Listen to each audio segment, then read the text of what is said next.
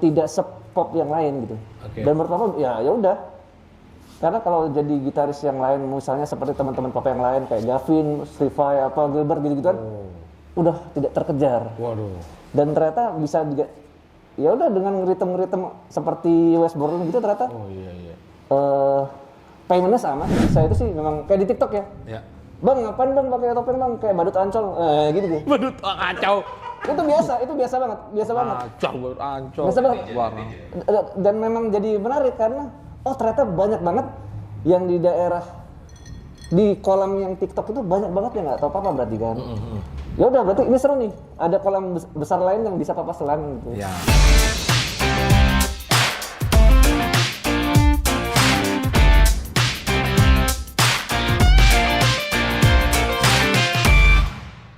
Clickers, ketemu lagi bareng gue di ngobrol santai bareng Rocker. Alright. Seru. Oke, gue bakal ngobrolin tentang musisi dan nasi padang pokoknya kita makan. Kau makan ya. Padang, bos. Oke, kali ini gue ditemani oleh, aduh ini salah satu gitaris misterius ini buat gue nih. Misterius banget nih, bukan mainnya. Gue juga nggak kenal wajah seperti apa nih. Gue bilang jangan-jangan gantengnya sama kayak gue nih. Oke, beri aplaus dulu buat Cute Papa. Alright. Papa di sini. Terima kasih. Halo, brother. Halo. Gimana kabar? Sehat. Mantap nih. Thank you nih udah meluangkan waktu untuk kita ngobrol di podcast Ngorok. Bukan main. Sebuah kehormatan bisa di sini. Walaupun di main. luar konteks anak-anak musisi lama, Was. anak baru, terima kasih sudah diterima. Sama kita juga masih baru juga. Aman pokoknya. Well, kita bakal ngobrol santai aja ya. Oke, ngobrol siap. kayak pantai lah pokoknya. Siap. Nah ini gue mau promo dulu sebentar nih. Kita kali ini ada di Sunset Studio Music Cafe. Oh ini asik nih. Ya Apa kan? asik? Di atasnya ada studio lantai 3 nih. Di atas ya. Iya kan? Oke. Di bawah ada ya lounge. Iya. Bawah lagi ada coffee shopnya. Coffee shopnya. Wah, ini studionya bagus banget bro. Ini ada di kawasan Bekasi Selatan Galaksi tepatnya ya. Oke. Harganya juga nggak mahal, alatnya juga bagus. Dan yang jelas kopinya enak. Kopinya enak banget pasti, luar biasa. Pokoknya buat lo yang mau latihan band, lo datang dari Sunset Studio Musik Cafe di Bekasi Selatan ini. Alright. Oke, gua sekarang lanjut ke Cute Papa nih. Gua mau nanya langsung nih. Oke dong. Ya nggak? Siap. Ini kenapa harus memakai topeng dan apa motivasinya gitu? Apa biar beda atau seperti apa sih? Sebenarnya alasannya klise sih. Klise aja. ngeri. Karena nggak ganteng aja, kurang ganteng. Bisa, padahal gantengan dia daripada gue anjir. itu doang, karena kurang ganteng, jadi kurang percaya diri. Dan yang kedua yang jelas pengen biar musiknya ya lebih diterima aja. Ini semua tentang musiknya, bukan soal siapa yang mainin di belakangnya ini aja. Itu doang sih, Mas. Oh, simpel banget. So far itu doang. Selebihnya mungkin kalau orang juga jadi jauh lebih welcome karena tidak tahu siapa om-om di belakang ini gitu. Menerima misi om. Enggak, gue pikir terinspirasi sama siapa, mungkin gue kalau gue sekilas di luar negeri udah ada tuh siapa kayak yang pakai apa tuh? Buckethead ya? Buckethead. Mungkin terinspirasi dari sana atau musisi luar atau enggak, atau emang bikin gimmick sendiri gitu? Kalau awalnya enggak, tapi awalnya kan memang pengen konsepnya pakai topeng karena mungkin lebih orang biar lebih familiar aja gitu, nggak perlu tahu siapa di belakangnya. Kemudian ya udah banyak literasi, teman-teman juga ngasih tahu. Ada Buckethead, ada zaman sekolah kita dulu mungkin ada Linkin Park atau si Wes Borland misalnya. Wes Borland, Limp Bizkit dia. Betul. Oke, benar. Mereka banget. Ya kurang lebih seperti itu sih. Oh seperti oke. Nah kalau bicara gitar ini, mungkin gue mau ajak flashback dulu ya. Oke, siap. Ini mulai belajar atau tertarik main gitar tuh sejak usia berapa? Atau seperti apa awalnya untuk menekuni gitar tuh seperti apa sih? Oke. Kalau untuk belajar gitar sendiri dimulai dari SD sih. Oke. Seperti biasa pada gitar pada umumnya ya, kelas 4 atau 5 SD gitu. Gara-gara nonton video klipnya Slash November Rain. Oh. Kan keren tuh. Yang di depan gereja gitu. Depan gereja, ada angin, rambutnya tersibak dan naik gitu. benar. Dan harapannya Papa kan dengan semakin keren bermain gitar misalnya, mungkin cewek-cewek bakal nempel. Awalnya ternyata tidak works. Tetap juga teman-teman yang gondrong yang lebih wah ini kayaknya salah deh. Tapi ya udah terlanjur dan udah jatuh cinta sama gitar. Oke. Ya udah. Sempat belajar juga di beberapa guru dan banyak alhamdulillah banyak ketemu teman-teman yang jauh lebih paham ataupun yang sekolah musik, jadi mereka banyak menginfluensi. Oh, jadi secara otodidak aja nih ya? Otodidak, so far otodidak. Oh, tidak masuk ke lembaga musik school gitu enggak ya? Lembaga musik school enggak. Oh, enggak. Enggak.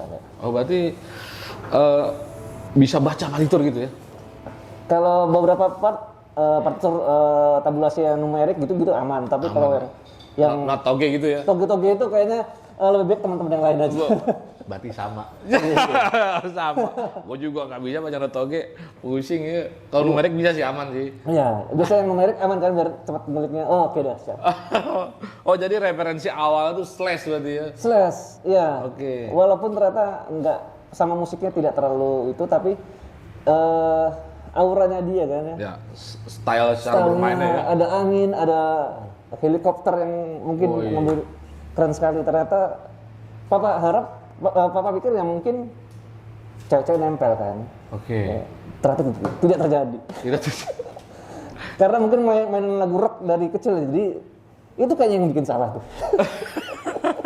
Bisa. Iya, memang gua akuin memang Slash saat itu Di tahun itu ya. menjadi inspirasi banyak orang ya. Benar. Karakter mainnya, terus stylenya Stylenya sih dia. Pokoknya gitaris banget. Gitaris banget, maco. Iya benar. Cuman ya itu deh sisi lainnya ya itu dia ya kan. Ya. Banyak juga ya. Benar. Gelapnya banyak juga. Gelap jangan diambil gelap. Kita main terang-terang aja. Iya, yang terang aja benar. Betul.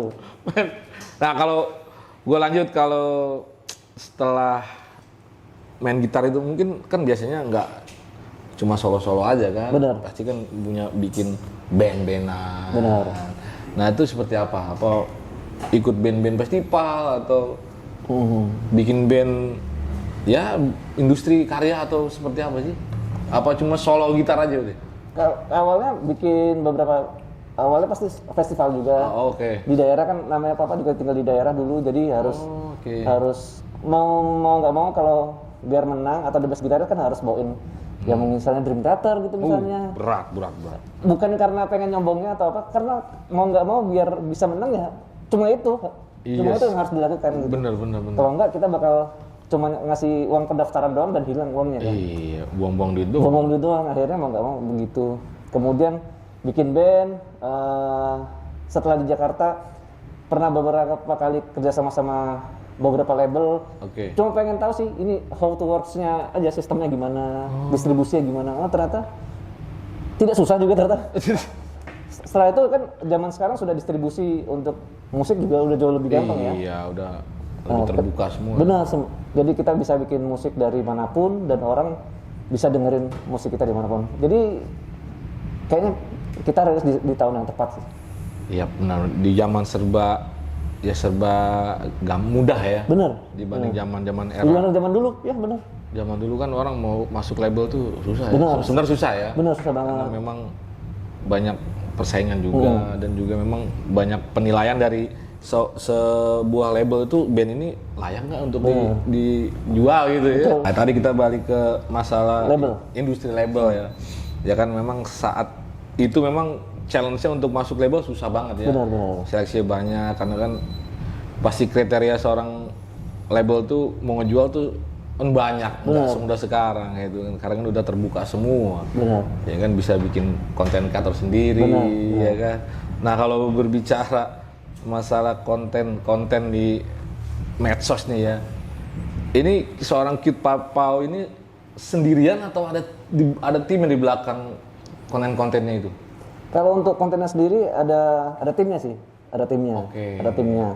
Ada 2-3 orang yang bantuin untuk bantu mikir konsepnya gimana. Oke.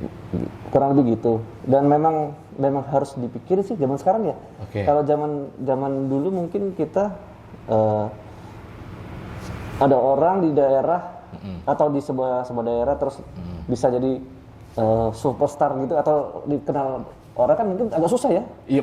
Main gitar cukup bagus saja tidak menjamin gitu. Tidak menjamin. Tapi memang banyak teman-teman papa juga yang kayak Ervan filosofi gitar, terus ada Freddy Wijaya juga ngajarin bahwa supaya bisa lebih jauh itu ya memang online kita harus itu. Dan menarik memang, jadi kalau bisa ya off air, manggung tetap jalan, terus sosial media entah YouTube ataupun apalagi zaman sekarang TikTok ya. TikTok mengerikan. TikTok mengerikan. Luar biasa itu. Setelah papa juga kemarin kerja sama sebuah brand, masuk ke situ sebagai eksklusif 3 bulan pertama tuh papa ngeliat banyak tuh mas, ada yang gitar bagus banget, yang nggak pernah kita dengar gitu. Dan papa juga lihat ada dari beberapa yang nonton, ada yang kerjanya di Cikarang, dia jaga gudang, dia nonton malam minggu gitu, nonton papa bawain biskuit gitu. Ada yang di Kamboja, berarti kan alhamdulillah berarti memang ini bisa spreading informasi lagi kan. Karena kita mau manggung kapan bisa sampai ke Cikarang situ kan. Iya benar. Iya betul. Berarti sudah mendapat paus nih di TikTok nih. Itu paus lumayan tuh gede juga. Asik. Paus tuh kan kalau dapat gift paus itu ya. Wah, ngeri ya. Wah, itu paus ada universe gitu banyak banget. Dinosaurus ada, dinosaurus ya kali dinosaurus. Singa ada. Singa. Menarik, dunia yang berbeda. Lumayan itu ya. Menyenangkan. Memang ya kalau bicara dunia musik sekarang ya kan lebih banyak ke konten kreator ya. Mungkin seorang Kid Papau ini melihat zaman now tuh musisi itu harus seperti apa sih gitu. Ini menarik, pertanyaan menarik. Memang zaman sekarang ya seperti mungkin tadi sudah papa bilang. Jago saja tidak cukup memang kan. Jago saja tidak cukup. Kita juga harus spreading informasi, orang harus mudah mendapatkan informasi itu kita itu siapa gitu. Jadi memang ada baiknya sebagai content creator, misalnya ambil contoh papa ya harus kerja sama brand di luar gitar juga terus harus sangat bersahabat erat sama teman-teman YouTube atau podcast. Harus banget karena nggak bakal kita bisa spreading informasi lebih luas kalau kita cuma di kue gitaris doang. Paling yang kenal juga cuma gitaris doang. Tapi kalau kayak gini kan bisa spreading, kita bisa simbiosis mutualisme kan. Benar. Jadi memang harus open minded, semua kalau bisa semua kita jadikan teman, semua harus jadi teman. Benar. Podcaster, radio, TV, bla gitu sih mas. Benar. Itu menambah jaringan lagi, lebih luas lagi. Benar. Nambah teman, nambah rezeki juga kan mas. Iya, di luar circle yang biasa kita udah punya gitu kan. Benar. Kalau nggak kayak gitu, wah, nggak sudah bukan zamannya menurut papa seorang konten kreator ataupun seorang musisi hanya di dalam lingkaran sendiri sih menurut papa. Harus guyup, harus ramai, karena kalau nggak bakal bisa kemana-mana sih. Istilah kata keluar dari zona nyaman. Benar. Iya.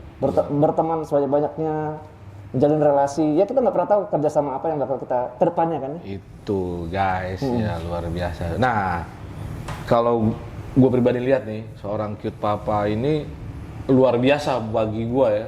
Bagi gue nih luar biasa dalam artian dari segi endorse-nya itu banyak loh, salut gue. Rezeki. Iya kan, ya jarang-jarang sih gitu maksudnya musisi yang belum sampai ya ini top level banget kan, tapi bisa di endorse itu jarang-jarang loh, salut gue. Itu mungkin karena imbas dari konten kreator mungkin ya. Itu bisa diceritakan gak seperti apa sih? Kok bisa tiba-tiba di endorse seperti itu? Mungkin banyak sobat clicker nih nanti bisa, wah gue nyoba deh, bisa biar seperti Kid Papau gitu mungkin. Kalau untuk endorse sendiri, menurut papa ya itu semacam bonus kali mas. Maksudnya apa yang kita lakukan, aktiviti apapun yang kita lakukan, mungkin kompensasinya tidak serta-merta langsung direct uang atau semacamnya, tapi kan bisa kompensasi dalam bentuk produk. Instagram kita juga di collab sama dia langsung naik kan pasti otomatis. Misalnya kerjasama sama sebuah produk, misalnya gitar E-nya, ya udah berarti seseorang yang baru kerjasama sama mereka, otomatis setingkat semua kan, sama artis-artis yang lainnya. Benar. Dan menurut papa memang harus kita jalin relasi yang baik. Awalnya memang harus rajin bikin relasi yang baik, kemudian juga rajin open itu banyak juga kok yang tahu papa gara-gara dia dengerin Spotify atau dia nggak sengaja nonton di YouTube. Gitu-gitu. Jadi menurut papa memang harus dibuka selebar-lebarnya channel apa yang bisa kita lihat. Oke. Nah ini bisa disebutin gak sih apa aja sih brand yang udah endorse seorang Sweet Papa ini? Mungkin kan nanti orang sobat-sobat clicker nih, wah boleh juga nih coba nih, gue beli deh gitu kan, terinspirasi kan. Kalau sekarang untuk gitar kontrak eksklusifnya dengan E-nya, jadi elektrik sama akustik, kemudian ada Valeton multi effect, kemudian ada Wave untuk in-ear, jadi untuk manggung atau live TikTok, untuk in-earnya pakai itu semua. Gue pakai itu. Itu produk keren. Gue pakai itu. Wave keren. Kemudian ada Dr. Cash untuk strapnya. Oh strap. Strapnya kan strapnya bagus banget tuh, tebel ya. Ada padnya. Padded ya. Padnya enak. Padded strap gitu ya. Mungkin kalau anak-anak muda 20-an tahun nggak paham mas, apa sih gunanya padded? Tapi kalau umur kita butuh. Kita main durasi, butuh. Gue manggung sejam 2 jam di kafe, wah ini kita butuh. Harus butuh yang padded emang. Tapi pasti banyak yang bingung, ngapain sih pakai padded, kan bukannya enak yang tipis. Iya. Kalian rasakan kalau sudah 35 itu umur kalian rasakan. Umur 40 kayak gue berasa bro. Berasa.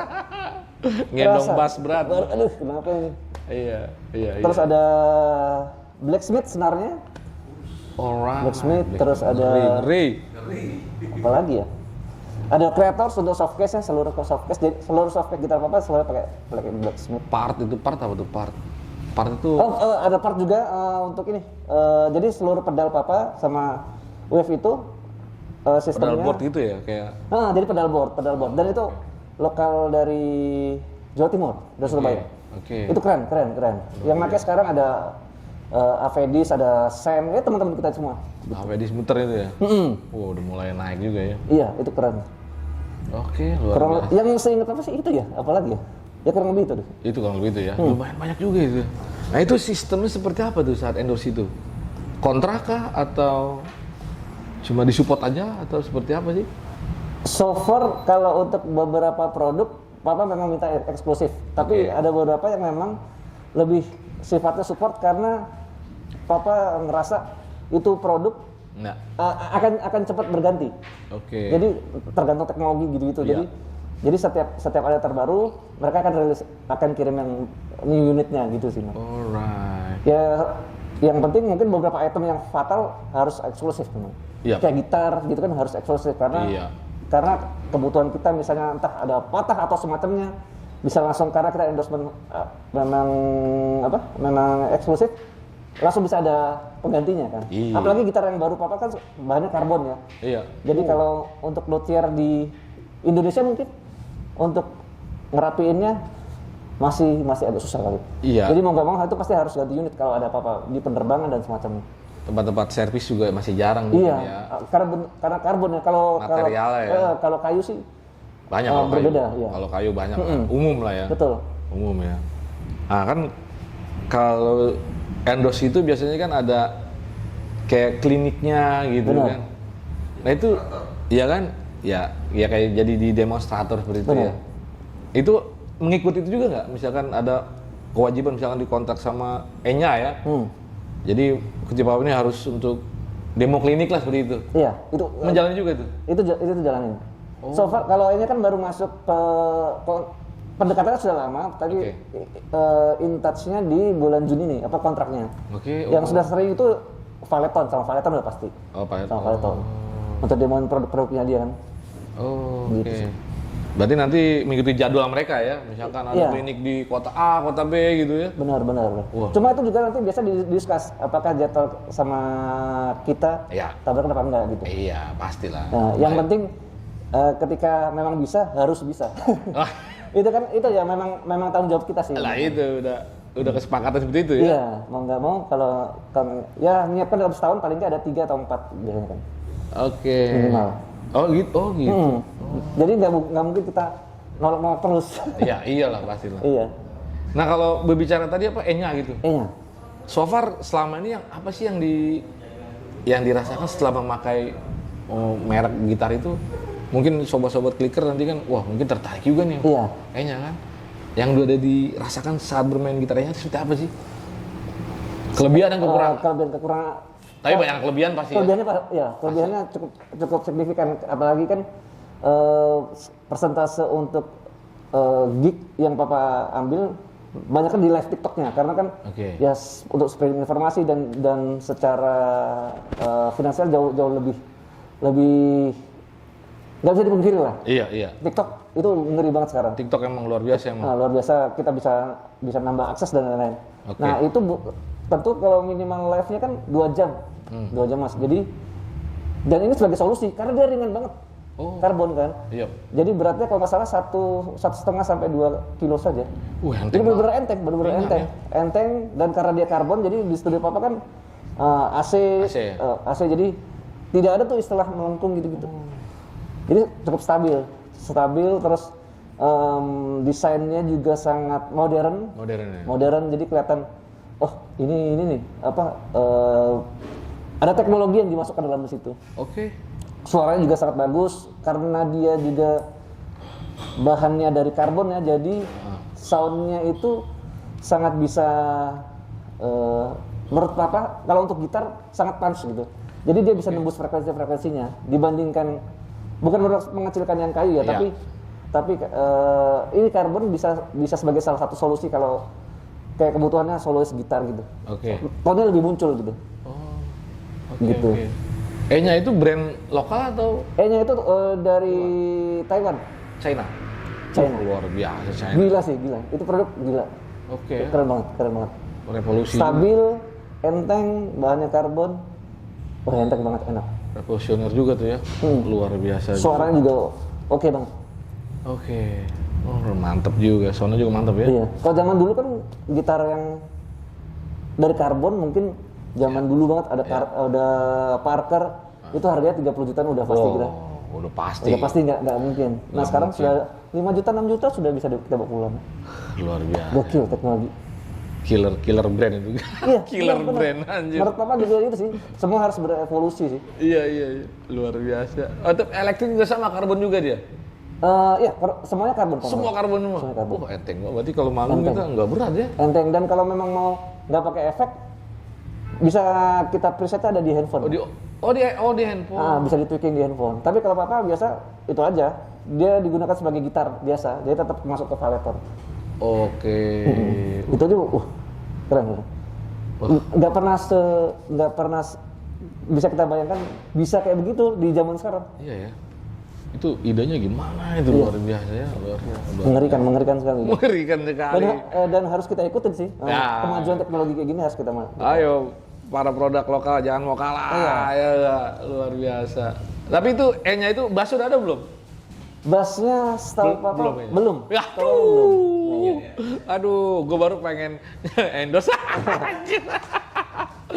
Kayak itu aja ke salah satu produk yang keren juga, Vena. Nah itu Vena oke juga. Vena juga tuh. Itu Vena keren, produk keren. Vena gue sempet lihat tuh, aduh ngeri juga Vena tuh. Vena keren. Ya, kok Freddy ya? Iya betul. Kok? Gitarnya oke, bassnya oke. Top. Boleh kok? Iya. Cakep itu Vena, cakep asli. Build-nya gue liatin bagus itu. Cakep, kerjanya bagus. Iya. Wah luar biasa. Itu lokal ya? Lokal.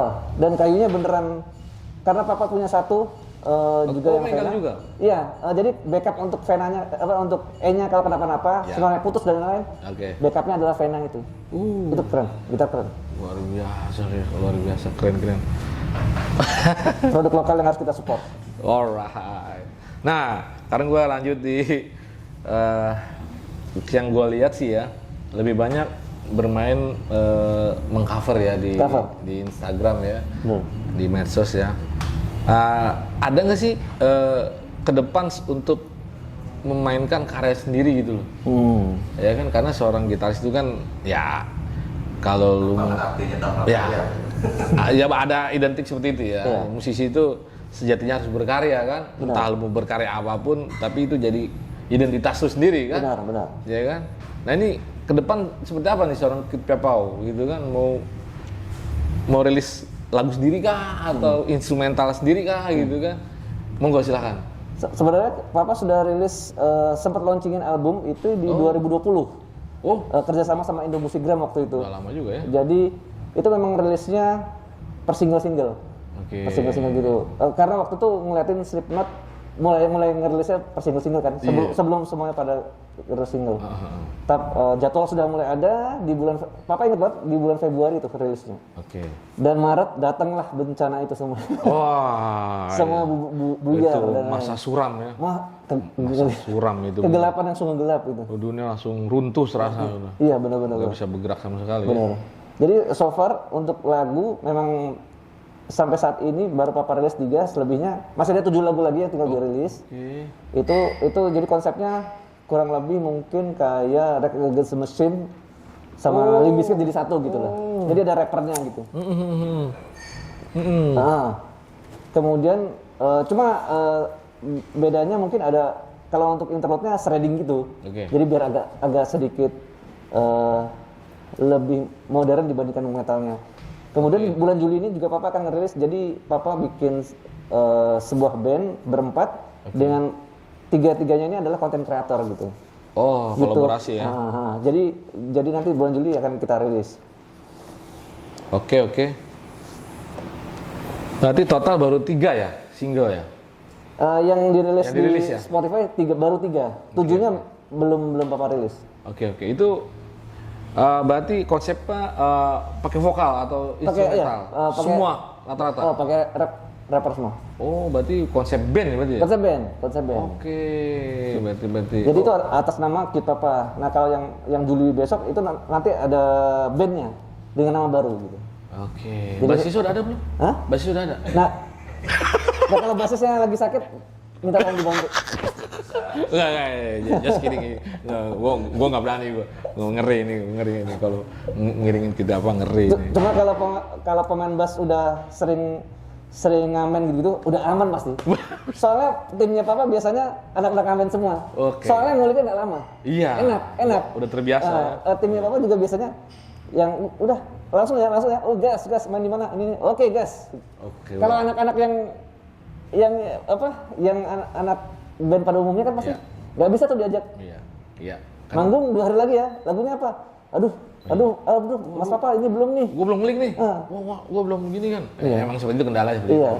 Soalnya Papa juga sempat lama sekitar 3-4 tahunan ngamen juga kan. Jadi ngamen juga. Jadi tahu banget, ini menguntungkan nih, bener nih. Ya. Meminimalisir waktu latihan gitu-gitu kan. Memang seperti itu kan. Tinggal manggung, kode mata, oke kan. Iya. Jam terbang juga jam terbang ngaruh. Secara jam terbang tuh berarti mengaruhi faktor mental, mental di panggung seperti apa kan. Terus juga budaya dia ngulik itu udah kebentuk tuh. Iya. Sense musiknya udah kebentuk tuh. Dan cepet biasanya Bang. Itu. Enak. Itu kelebihannya seperti itu. Cuman memang kalau gue akuin ya, gue pribadi musisi ngamen nih ya. Saat kita ketemu produksi lagu, itu kadang suka kendala di situ. Dalam artian kendalanya apa? Karena kita udah terbiasa masuk bermacam-macam lagu kan. Iya. Jadi saat kita meng-create pola kita sendiri, kita bingung tuh. Benar. Gue mau diapain lagu ini? Gitu kan? Gue mau pakai ini. Wah, takut mirip ini. Kalau mirip ini seperti itu. Benar. Seperti itu. Benar. Kebanyakan. Jadi udah karakternya udah. Benar. Udah mohon maaf udah hilang kasar. Iya, kalau gue pribadi sih ya. Benar. Tapi ya nggak tahu juga sih yang lain gitu kan. Cuma memang kalau untuk produksi biasanya memang kalau zaman sekarang memang harus, kalau kayak musik-musik yang K-pop udah pasti produksi Papa yang ngerjain. Cuma yang ngerjain, nanti ketika manggung tinggal dikirim aja data. Bagian paling susah menurut Papa sih bukan produksi ya. Ketika manggungnya kan. Ketika manggungnya tinggal ini basisnya, ini drummernya, aman ya. Nanti tutinya di sini. Oke. Dah, manggung. Itu jauh menyenangkan sekali kan. Kalau produksi mah kita semua bisa ngerjain. Iya. Biar lebih, itu pun karena biar ngejar cepatnya sih. Zaman sekarang kan harus, kalau bisa ya dalam 1-2 bulan ada rilisan, ada konten gitu-gitu kan. Kalau kita nunggu bareng berempat mau bikin apa nih? Aduh. Iya. Lama. Masih kelamaan. Itu dia memang. Berarti kalau gue lihat ini arahnya lebih ke metal ya? Atau rock juga sih terus? Kalau yang Kid Papa yang albumnya itu metal. Kalau yang rilisan Juli besok itu malah lebih ke arah duran-duran. Kemudian ya 80 90-an iya. Betul. Ya? Oke. Nah itu masih juga kan di saat ini kan industri kan lagi hipnya kan di luar genre yang papa mainkan gitu kan. Terus kenapa gua main di genre itu deh? Maksudnya nggak memikirkan komersial yang lain atau emang itu sisi idealisnya seorang papa gitu kan? Kalau menurut papa sih akan di dalam dunia musik selalu ada spektrumnya kan. Oke. Maksudnya market kita itu ada spektrumnya. Oke. Memang kecil, memang kecil banget. Penggemar Linkin Park atau Limp Bizkit itu memang kecil, tapi die hardnya lumayan. Karena papa lihat dari rating TikTok paling enggak average yang nonton itu 170, 200 orang gitu-gitu. Oke. Berarti sebenarnya ada, cuma mungkin tidak sepop yang lain gitu. Oke. Dan menurut papa ya udah. Karena kalau jadi gitaris yang lain, misalnya seperti teman-teman papa yang lain kayak Gavin, Levi, apa Gilbert gitu kan, udah tidak terkejar. Waduh. Dan ternyata bisa juga, ya udah dengan ngeritem seperti Wes Borland gitu ternyata. Oh iya. Paymentnya sama kok. Sama sih. Iya. Jadi menurut papa sih, oh ya udah semua orang punya ya kuenya masing-masing gitu. Iya. Dan tinggal kita kuatin brandingnya aja sih menurut papa mas. Oke. Nah terus berbicara tadi album itu udah masuk ke label atau indie? Seluruh produksi papa itu selalu under Papa Records. Jadi itu memang agregator dan lainnya memang rekanan papa semuanya. Karena jauh lebih itu sih menurut papa jauh. Dia distribusinya kita semua tahu caranya kan. Iya. Agregator bikin rencana mau bikin tour kecil sekarang juga bukan hal yang bagaimana lagi sekarang. Iya ya. Go to cafe juga. Yang penting ada kita live di TikTok gitu-gitu juga. Sudah sangat membantu sih dibanding zaman kita dulu ya mas. Iya, zaman dulu. Harus ada sound system semegah itu gitu. Iya. Nggak mungkin kita kejar. Bener. Nah terus rencana ke depannya bakal ada live perform kan? Live perform ada beberapa titik di bulan Juni karena papa kerjasama juga lagi kerjasama untuk featuring sama sebuah band dari Bekasi namanya Perahu Kertas. Mereka kan sekarang under Musika atau Firefly ya, anak perusahaannya. Jadi papa ikut beberapa titik mereka. Kemudian juga nanti ada manggung sama si band yang rilis nanti itu. Jadi rencana memang ada beberapa kota termasuk udah Jakarta pasti, Jogja, Bandung, selebihnya mungkin daerah Jawa.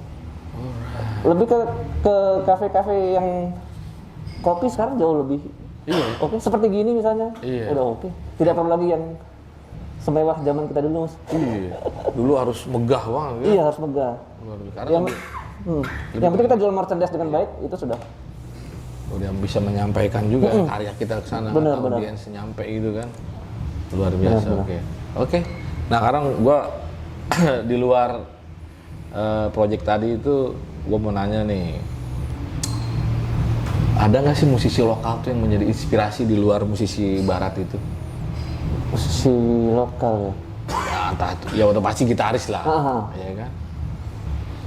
Kalau menurut papa, Om Eet Edane. Om Eet Edane,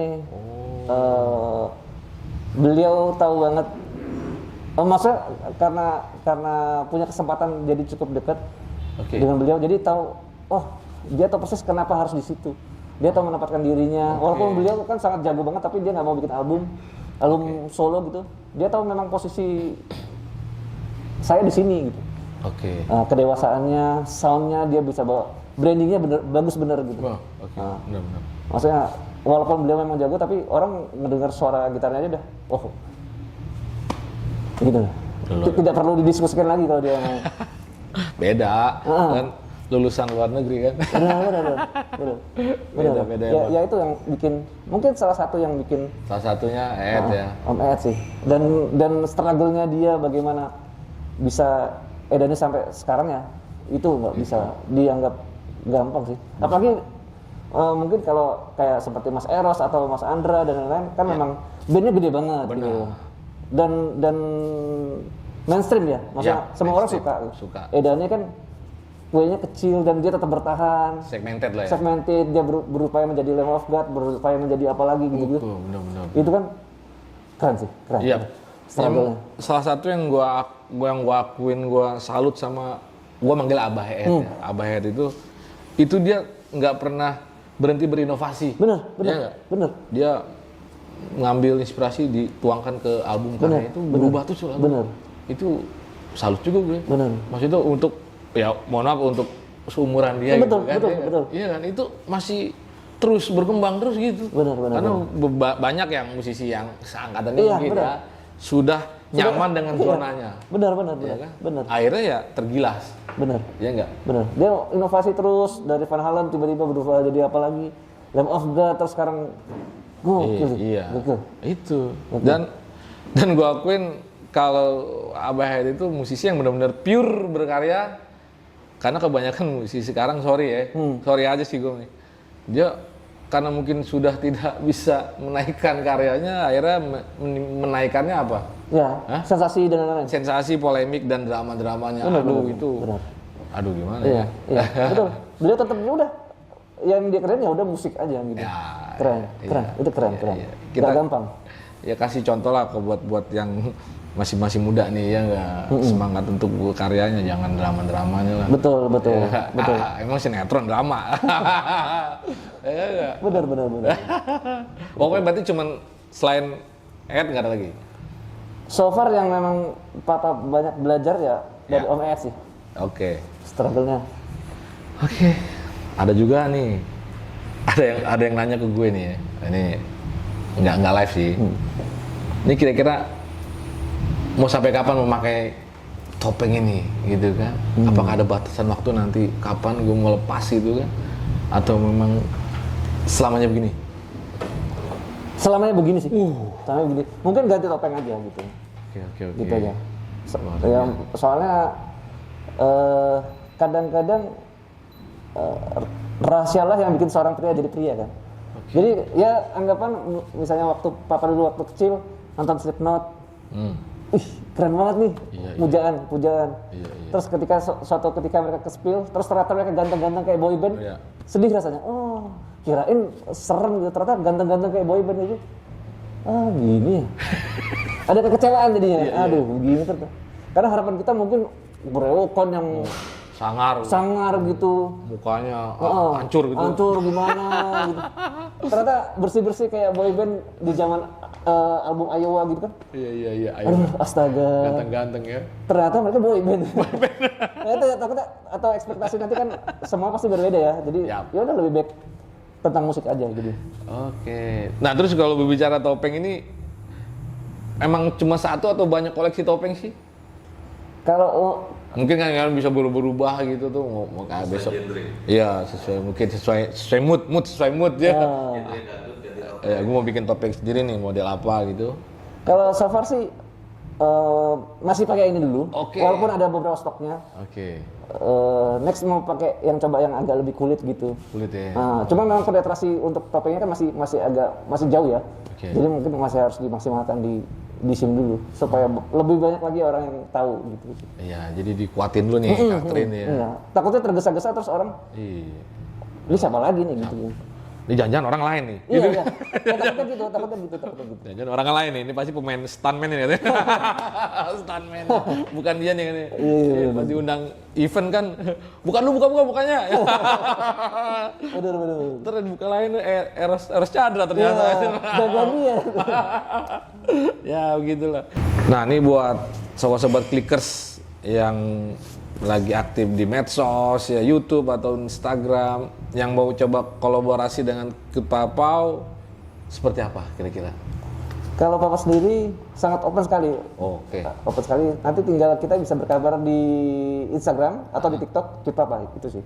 Oke. Malah seru kalau makin kita bisa kolaborasi makin seru kan? Oh iya. Makin nambah jaringan, makin kenal, menyenangkan sekali. Mungkin nggak cuma sebatas kolaborasi yang mainstream, mungkin nanti etnik kan bisa yang bisa ya. Kan atau mistis mungkin. Kacau, luar biasa emang. Nah terus kalau ada kira-kira nih produser nih mungkin yang nonton nih ya nggak wah gue mau memproduksi nih Ikut Papau nih, wah itu sangat bisa ya. Oh bisa. Tinggal nanti aturan mainnya aja ya. Iya benar. Iya nggak.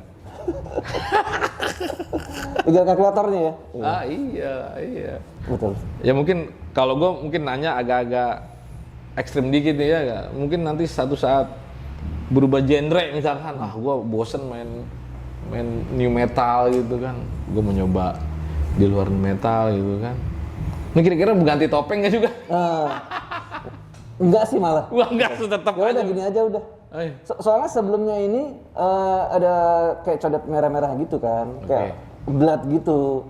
Jadi udah waktu pertama banget papa ada beberapa tik gitu, lagi di backstage gitu, ada anak-anak kecil, pada lari ngibrit semua. Takut kali. Iya, ketakutan. Oh iyalah. Setelah itu papa langsung sadar, ternyata ini bukan topeng ramah anak, berarti salah nih. Akhirnya dihilangin.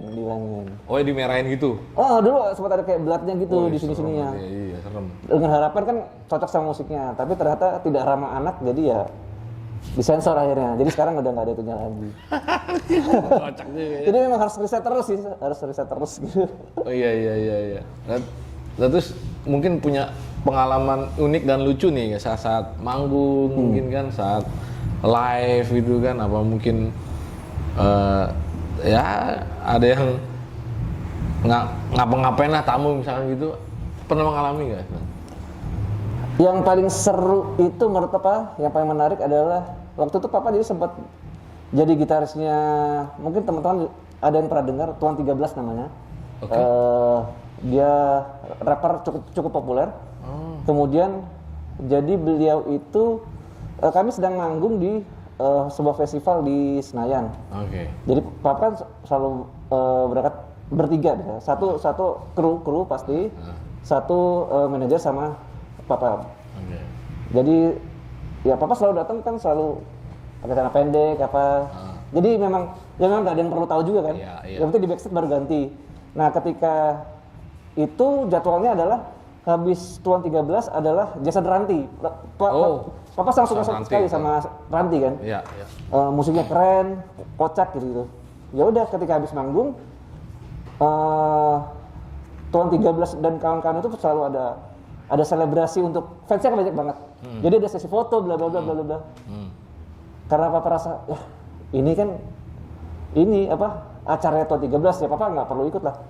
Ternyata diminta harus ada untuk sign tanda tangan bla bla bla. Akhirnya karena Papa juga udah ngebet nonton Jason Ranti, yang gantiin adalah kru Papa. Pakai kostum yang sama, ya tanda tangan gitu-gitu. Jadi Papa jongkok di bawah nonton Ranti berdua. Gitu. Ya karena memang menurut Papa ya harusnya nggak perlu banget tadi. Ya udah biar aja kan sign ada stuntman gitu. Iya itu gue bilang tadi kan, itu pakai stuntman nggak ketahuan. Iya. Kayak cuma ikut sesi foto bla bla bla sama tanda tangan kan.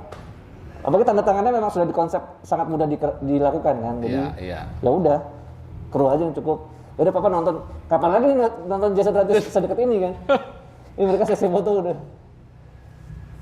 Orang juga keren juga ya, bisa seperti itu ya.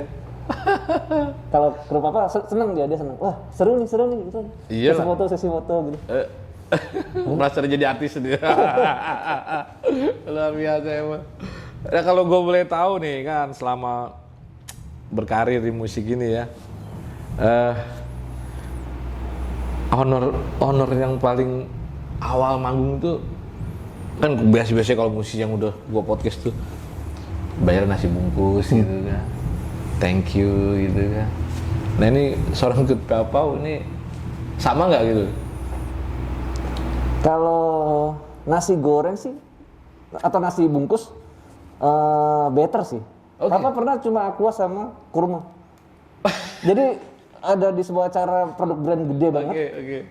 Dan itu buka puasa doang jadi. Dan itu pun Papa karena dia tidak sanggup menyediakan transit artis gitu karena memang acaranya community gitu. Jadi Papa makannya hanya bisa di toilet. Itu kocak banget. Jadi sambil buka puasa ya udah minum kurma udah itu. Selesai acara bla bla bla. Terima kasih. Langsung cabut aja gitu. Karena itu memang acara gitar yang cukup ini sih, memang harus main karena itu gitar semua ada di situ, penontonnya juga cukup bagus. Jadi pertukarannya Papa pikir itu sangat menarik walaupun ya habis itu papa juga menganggur guru. Ya. Jadi kurma 3 biji dengan aqua dingin dah. Tapi itu seru, itu menyenangkan. Ya yang penting kan inti dari perform saat itu kan, itu bisa mengangkat value kita juga. Benar. Ya kan? Karena dari acaranya brandnya gede, value-nya juga gede. Oh pertukaran pas ini memang. Itu. Ya, kurma doang ya, nggak ada masalah. Iya, luar biasa emang. Nah, gue juga kan di Bekasi ini kan bisa dibilang gue founder sebuah komunitas. Bekasi Rock Society namanya, gue promosi dulu nih. Ya kan? Ya, itu udah lumayan lama ya, hampir udah 10 tahunan ya. Ya, itu kadang-kadang gue juga suka bikin event gitu kan. Ya mungkin siapa tahu nih ya. Harus dong. Ya enggak. Harus dong. Seorang Kut Papa nanti mau support acara gue nanti. Rencana gue mau bikin di sini nanti. Seru banget. Rencana gue mau bikin di sini nanti. Ya enggak nanti. Ya, nanti mungkin nanti ya jadi guest star lah nanti kan.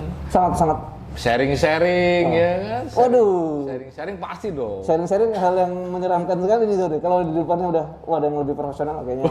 Enggak tuh. Kebanyakan sih musisi lokal Bekasi. Karena memang di Bekasi ini diakui bandnya banyak. Top. Bandnya banyak dan variatif banget gitu kan. Iya, Bekasi banyak. Yang keren-keren banyak banget ya. Iya. Bekasi top. Luar biasa kan di Bekasi itu. Dari era-era festival juga udah banyak banget terkenal dulu kan, sempat ada yang juara Asian Beat kan Bekasi kan. Iya, juara Asian Beat Bekasi tuh. Iya kan kalau kita juga kan. Yo, nah nama bandnya apa tuh yang makanan itu? Rempeyek. Drummer main sama gue sekarang, amin. Itu band fenomena banget tuh, papa juga dengerin Rempeyek. Itu dia yang mencetuskan yang main. Iya, keyboard ini. Akhirnya dipakai semua pakemnya sama band-band festival sampai sekarang. Iya. Itu keren sih, Rempeyek keren. Luar biasa kan, Rempeyek. Bang Novi ya, sekarang jadi vokalis Voodoo sekarang dia. Bang Novi. Oh, vokalisnya itu ada Novi Rock. Novi Rock. Oh. Voodoo sekarang ya. Kalau Voodoo-nya kalau udah di Voodoo tahu, tapi kalau dia ternyata Rempeyek. Itu Rempeyek. Oh, dia Rempeyek. Itu Rempeyek. Makin ngefans lagi. Novi Rock Rempeyek. Oh, gitu dia. Legendnya Bekasi itu. Gua nanti boleh nanti ke podcast dah. Beliau sempat sama Edani juga ya? Ya, sama Ed dia ya kan? bikin project 170. Iya, band namanya. Ya pernah nonton waktu itu. Ya, di luar Edane lah itu. Di luar Edane. Ya, gitu. Oh, Mas Novi. Oke. Dia Rempeyek. Legend itu legend. Juga dengan apa? Mas Novi juga ikutan yang progresif IDTFC ya? IDTFC. Dia disebutnya Hansip IDTFC. Gitu. Kenapa tuh? Orang galak soalnya. Oh iya sih. kelihatan sih. Orang galak. Pokoknya kalau ada member yang gak beres sama dia udah langsung digetok tung. Oh iya. Karena Dream Theater kan exact ya harus interlude-nya harus pas di situ. Kalau nggak di hour bisa bubar. Ya itulah, Turanopi itu. Rempeyek. Oh, beli Rempeyek tuh. Iya, itulah. Nah, sekarang gue mau minta pendapat nih tentang podcast ngorok dari seorang Cute Papa ini ya, Pak, gitu kan, melihat sepak terjang kita gitu kan. Suara newcomer ya. Kalau menurut Papa sih, Papa sangat tertarik. Apalagi setelah kontakkan sama ngorok ya. Bener-bener podcast yang benar-benar niche, tapi itu jenius sekali karena milihnya segmentasi yang gokil. Ini sih pemikiran gitu itu gokil sih. Yang musisi lawas yang itu mungkin sekarang sudah kita tidak, mungkin anak-anak muda, Papa pun masih ada beberapa tuh yang dengar kayak Wizkid itu. Tadi pas di belakang lu. Oh iya pernah dengar. Sekarang mengangkat kehidupannya seperti apa sekarang, dan kita jadi belajar kan. Termasuk Papa pun jadi belajar. Tadi nanya-nanya, sekarang kehidupan gini apa yang harus dilakukan sebagai superstar waktu itu. Terus ketika semua berubah, apa yang harus kita, itu penting banget. Itu benar. Dan itu yang harus, mungkin teman-teman kita yang jauh lebih muda harus banyak belajar sih. Benar. Papa pun juga jadi, ini harus belajar nih, harus belajar nih bagaimana. Gitu kayak keren. Dan anehnya adalah Papa udah mikir, kan ini semua konsepnya tahun 80-90-an mungkin ya. Terus ada teman Papa Mas Budi Drive join di situ. Oke lah, mungkin anak lama banget dia karena makan sebelum. Terus ya udah kita kontakkan ya. Nggak ada itunya sih, nggak ada kalau bisa nambah relasi ayo, kalau enggak ya berarti belum itu aja. Iya. Ternyata generasi Limp Bizkit, Linkin Park masih bisa masuk. Alhamdulillah. Sebuah kehormatan. Sama-sama ulukan main. Sebuah kehormatan. Kita yang merasa hormat nih. Udah dijapri langsung oleh seorang yang sangat fenomenal. Luar biasa. Terima kasih sebuah kehormatan. Ya memang itu tadi, seperti tadi dibilang mungkin oleh Kid Papa, musisi-musisi rock, khususnya rock ya. Iya. Karena rock itu kan segmented. Benar. Ya kan. Jadi yang udah lawas-lawas ini banyak yang memang sudah, ya kalau ibarat kata dibilang terdegradasi lah. Benar. Ya kan. Kalau dia tidak bisa seperti yang tadi gue bilang tadi, ya kan? Dia terlalu berinovasi kan. Benar. Mengikuti tren, ya kan? Itu yang bakalan kegilas kita nanti kan. Betul. Nah itu banyak yang seperti itu. Jadi sobat-sobat kicker yang zaman now Gen Z lah, Iya. nggak tahu gitu. Benar. Iya, kayak kita awal podcast tuh basisnya Voodoo. Ya kan kita gue cerita dikit ya. Oh iya. Saat kita podcast itu dia udah nggak main bass, ya kan? Bass itu udah lama nggak dipegang lah gitu kan. Begitu kita podcast sekarang dia berkarya lagi, bikin instrumental solo bass sendiri, ya kan? Bikin lagu lagi. Kita merasa goal kita dapet, gitu kan? Itu yang kita pengen gitu loh. Dan alhamdulillah gitu berjalan luar biasa. Kang Ateng namanya Kang Ateng. Iya. Kita salut Kang, luar biasa Kang. Mudah-mudahan nontonnya nih. Beliau sih gokil sih. Itu. Zaman Voodoo tuh gokil. Wah, luar Gokil. biasa itu. Dewanya itu. Iya, alhamdulillah. Jadi ya yang anak-anak zaman now itu melihat mereka lagi. Oh iya, jadi support lagi gitu loh, support lah. Itu yang kita mau seperti itu memang. Betul. Ya alhamdulillah. Jadi gitulah. Nah, gue sekarang mau nanya juga nih, mungkin kan sering berinteraksi dengan gitaris-gitaris sekarang lah ya. Iya. Ya mungkin dengan Ed pernah ketemu kan ya, atau dengan siapapun gitu kan. Mungkin mereka punya penilaian seperti apa ke Cut Papa ini?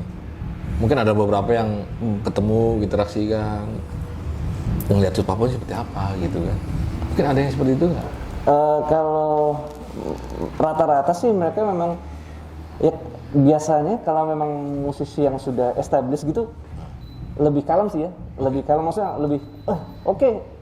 POV apa, mereka kadang nanya kenapa sih harus bikin yang kayak gitu, padahal kan mungkin Papa bisa lebih gitu. Iya. Tapi enggak, memang kebutuhannya Papa itu ya harus di situ aja udah. Oke. Memang segmentasinya di situ sudah benar di situ. Jadi nggak perlu ada tambahan-tambahan lagi. Iya. Jadi kalau so far kalau yang teman-teman yang lain ya sudah established, sangat respect dan banyak yang ngajain collab kan. Oke. Tapi kalau yang memang yang bocil-bocil yang baru bisa itu sih memang kayak di TikTok ya. Ya. Bang, ngapain bang pakai topeng bang? Kayak badut ancol, gitu. Badut kacau. Itu biasa banget. Kacau, badut ancol. Biasa banget. Warna. Dan memang jadi menarik karena ternyata banyak banget yang di daerah di kolam yang TikTok itu banyak banget yang nggak tahu Papa berarti kan. Ya udah berarti ini seru nih. Ada kolam besar lain yang bisa Papa selan gitu. Ya. Kalau di Instagram kan mungkin karena sudah relationship-nya udah jauh lebih lama main di Instagram, jadi udah kebuka. Kalau yang TikTok nih, masih banyak yang belum tahu nih. Iya. Ini asik nih, dia harus tahu gimana. Lama-lama mereka respect, jadi nge-follow dan lain-lain gitu. Oke. Seru sih. Oke. Nah terus gue mungkin mau nanya masalah tentang kayak tadi berkarya itu tadi ya. Kan kalau sekarang mungkin banyak musisi yang belum mengerti sih rules-nya di dunia musik industri seperti apa sih? Maksudnya kayak agregator, copyright, royalti. Mungkin seorang Cut Papa bisa ngasih masukan nggak ke sobat picker gitu loh? Kalau Kan zaman sekarang kan ya kayak ya kan lagi ramenya seperti itu kan. yang jelas kalau menurut Papa, kalau memang sudah punya lagu langsung ke agregator deh, karena itu bisa sebagai patennya kita kan. Kalau bisa dibilang kalau di dunia teknik dan lain kan itu jatuhnya paten. Jadi ketika kita udah nyiptain sesuatu, misalnya lagu yang sederhana apapun, ketika Papa sudah rilis, ketika ada ada band yang bikin nadanya juga similar, bisa kita ajukan kan. Karena itu sebagai patennya. Jadi memang sebisa mungkin kalau memang sudah ada lagu, takut lagunya dicuri gitu, langsung segera di agregator. Jadi itu bisa sebagai sebagai, kalau zaman dulu mungkin zaman kita master ya. Oke. Siapa yang masternya udah ada publish duluan, itu yang establish duluan. Oke. Kita bisa, ketika ada yang nyontoh bisa kita sue kan. Oke. Kalau ini sekarang patokannya agregator. Oke. Kemudian juga kayak copyright dan lain-lain, ketika bikin cover terus memang orientasinya ke uang, harus izin. Izin ya. Sebisa mungkin izin. Izin ke yang punya lagu itu atau karya itu? Kalau papa ke penulis lagunya. Jadi misalnya ada nge-cover lagu Dewa, papa langsung izin sama Mas Andra. Oh gitu. Itu Izin by aja. DM? By DM. Ada yang dibalas, ada yang nggak dibalas, tapi paling nggak kita sudah ada nge-clearin bahwa Mas Andra, saya minta izin gini. Oke. Beliau balas atau enggak, ya itu hal yang berbeda. Tapi yang jelas kita clearin bahwa kalau yang papa bikin ini tidak ada sama sekali bertujuan untuk komersil, cuma untuk menghibur, Konten aja. menghibur dan konten saja. Beda. Ya yang penting sudah ada itunya. Jadi ketika ada apa-apa nantinya sudah ada bukti itu ya kan. Oke. Yang penting kita itu sih harus komunikasi dengan baik dengan pencipta lagu sih. Oke. Lirik ya. Iya. Cipta lagu ya. Iya. Pencipta lagu dan jadi biar semuanya clear. Karena kan lingkarannya kecil ya. Oke. Ketika kita bermasalah dengan satu, dia jadi bahan omongan, jadinya rusak apa yang selama ini kita bangun. Itu jangan sampai itu, kan bahaya tuh. Karena dunianya sangat kecil. Terus kalau soal royalti dan lain-lain, kalau di YouTube udah jauh lebih baik ya, karena semuanya langsung bisa kita cover Dream Theater sudah langsung terprotek tuh. Jadi kayak di Papa juga ada langsung reportnya berapa persen langsung masuk ke road runners kan, ke Dream Theater manajemen Dream Theater.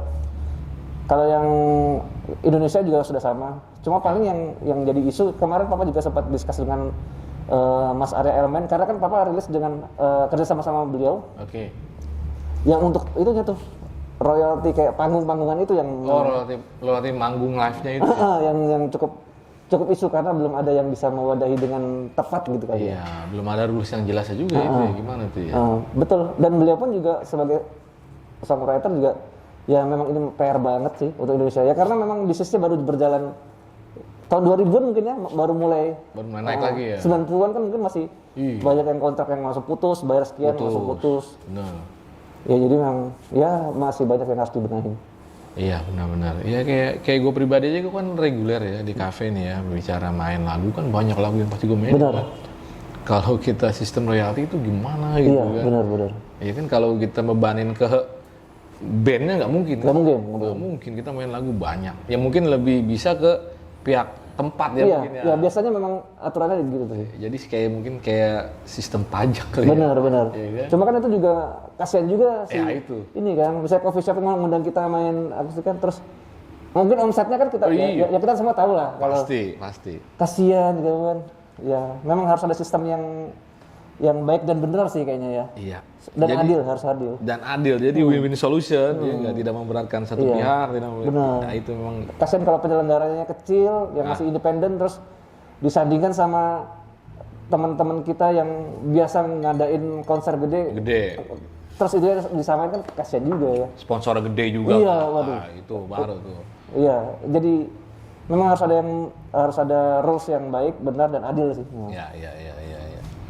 Oke, sekarang gue mau nanya nih, mungkin seorang kid papa punya tips, ya kan? Dan wejangan ya nggak? Wejangan itu apa? Bahasanya wejangan aja. Anak-anak sekarang kayaknya nggak ada yang tahu tuh wejangan. Wejangan apa bro? Nasihat, itu dia. Buat musisi-musisi muda nih, ya kan?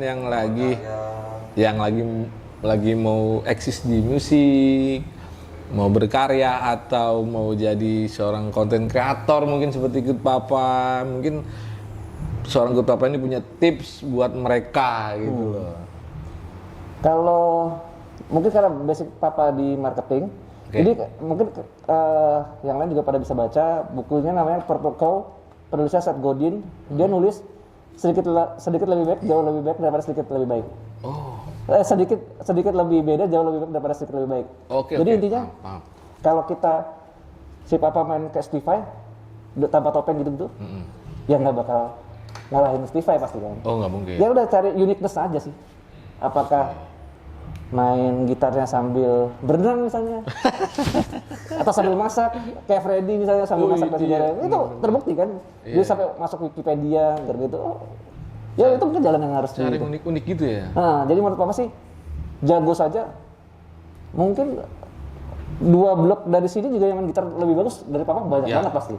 Iya. Tapi mungkin kita cari bagaimana kita cari uniqueness-nya dan how to sell-nya harus bisa sih. Oke. Bagaimana menawarkan brand, bagaimana approach ke teman-teman kita misalnya approach ke ngorok gitu kan, itu ada sebuah dealing-dealing gimana. Oke. Terus tiba-tiba ada perubahan jadwal, bagaimana ngobrolnya yang baik. Jadi biar ini gimana sih gitu. Tapi kan harus ada komunikasi yang tepat gitu. Siap. Itu kadang-kadang yang lupa. Mungkin harus kita bina dan kembangkan sih. Oke. Komunikasi yang baik. Komunikasi yang baik ya. Enggak, karena kan kalau berbicara medsos tuh biasanya kan kita kalau mengupload ya konten kita itu biasanya lebih baik terjadwal atau memang sesuai mood aja deh gitu. Kadang kayak misalkan gue pribadi nih, gue bikin upload nggak kontinuitas itu. Seperti ikut Papa tuh, menurut Papa apa sih gitu? Lebih gimana gitu maksudnya? Kalau menurut Papa yang penting adalah ini semua tentang kontennya kan. Oke. Jadi soal mau rilis kapan bla bla bla itu pasti yang penting kita continue aja dulu. Continue dulu terus yang isinya sereceh apapun atau seberat apapun ya coba aja, kita nggak pernah tahu mana yang meledak. Kayak di TikTok juga. Kalau bikin konten yang wah bener nih Dream Theater nih sangar banget nih. Iya. Kalah yang cuma nonton sekitar berapa puluh ribu. Nah ketika bikin konten ngobrol doang, bahas ngemainin melodinya Mas Andra. Semudah itu. Iya. Udah langsung 100. Oh berarti memang segmentasinya bisa ngikutin anginnya Dewa misalnya. Nah gitu sih menurut Papa. Yang penting kita nggak pernah tahu juga kan konten mana yang meledak. Ya kayak kita bikin single atau album kali ya. Kadang-kadang meledak, kadang-kadang apes, kadang ya yang penting orientasinya memang harus ini semua buat fun. Jangan terlalu mikirin uang atau apa-apanya. Gitu. Menurut Papa sih begitu ya. Setiap orang punya preferensi masing-masing. Ya ini berdasarkan ke Papa ya. Ada pokoknya kita ambil yang baiknya ya. Iya. Pasti sesuatu tuh baik lah buat kita ya. Soalnya kadang kalau kita ngejar uang, tujuan kita selalu uang atau popularitas gitu-gitu, kalau nggak nyampe capek sih. Kita kecewa sendiri ya. Kecewa betul Mas. Kecewa sendiri kan. Kecewa sendiri. Iya, jadinya frustasi. Gitu kan. Gila.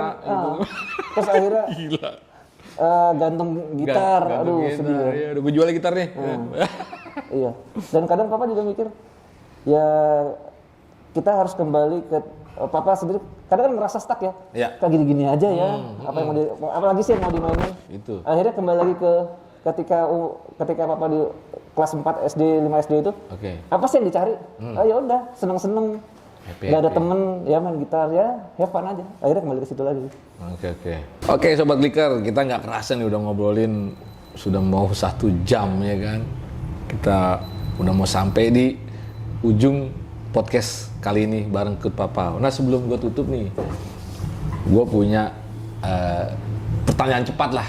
Katanya nanti kita bakal ada merchandise buat Kut Papa. Terima kasih. Main kenang-kenangan dari Ngorok ya kan. Oke, siap ya. Jawabnya cepat aja nih. Pertanyaan pertama. Jadi deg-degan nih. Pertanyaan pertama nih. Enggak politik. Enggak politik. Iya. Udah deg-degan loh. Suka gitar tipe Strato atau Les Paul? Les Paul. Oke. Suka tremolo fix atau up down? Fix. Fix, oke. Suka efek gitar analog atau digital? Digital. Oke. Kalau konser todong atau direct? Direct. Alright. Paul Gilbert atau Richie Kotzen? Kenapa Paul Gilbert? Paul Gilbert. Alright. Eet atau Pai? Eet. Alright, tadi kalau di latar belakang tadi omongan jawaban itu udah dijelaskan ya. Oke. Berarti sudah dijawab semua. Kita punya kenangan apa nih? Untuk kira ada politiknya. Bukan main. Terima kasih banyak. Wah, ini. Official dari Ngorok. Terima kasih Ngorok, terima kasih. Semoga berkenan. Nanti biar bisa mungkin saat bikin konten dipakai kan. Oke. Wah, Pokoknya ntar live TikTok pakai ini. wah, mantap. Sekali lagi thank you nih buat ke Bapak. Terima kasih. Sudah Terima kasih. mau diajak ngobrol yang ya beginilah. Seru. Ngorok beginilah. Kita ngobrol tidak terkonsep. Ini salah satu podcast terseru nih. Ini, pertanyaannya dalam. Ya, semoga ada hikmahnya, ada yang bisa diambil dari obrolan kali ini dari seorang Cute Papa. Terima kasih banyak. Ya kan, buat sobat-sobat kicker di luar sana yang lagi mau eksis di dunia musik, ya kan? Betul. Ya, sampai jumpa lagi lah di podcast ngorok berikutnya bareng narasumber yang lain mungkin. Oke, sebelum gue akhirin kata kali ini, gue Adibas dan Papa di sini. pamit undur diri. Ya, sampai jumpa di ngorok berikutnya. Yeah, let's go.